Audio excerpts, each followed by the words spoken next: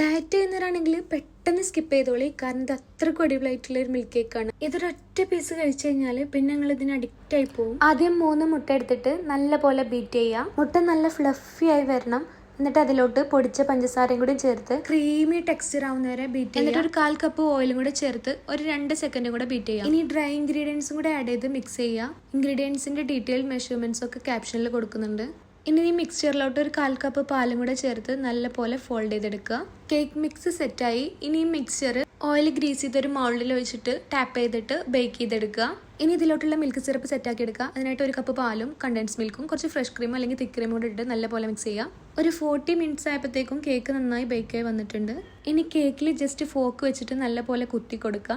എന്നിട്ട് milk syrup ഒഴിച്ചിട്ട് cake wet ചെയ്തെടുക്കുക. ഇനി ഇതിന്റെ മുകളിൽ ഐസിങ് ചെയ്യാൻ വേണ്ടിയിട്ട് കുറച്ച് വിപ്പിംഗ് ക്രീം നല്ല പോലെ ബീറ്റ് ആക്കി എടുക്കുക. നിങ്ങൾക്ക് ഇഷ്ടമുള്ള പോലെ ഡെക്കറേറ്റ് ചെയ്തെടുക്കുക. ഞാൻ കോമൺ ആയി കണ്ടുവരുന്ന സ്ട്രോബെറിയും ബ്ലൂബെറിയും വെച്ചിട്ടാണ് ഡെക്കറേറ്റ് ചെയ്യുന്നത്. ഫൈനലി കേക്ക് ഇത് അടിപൊളിയായിട്ട് വന്നിട്ടുണ്ട്.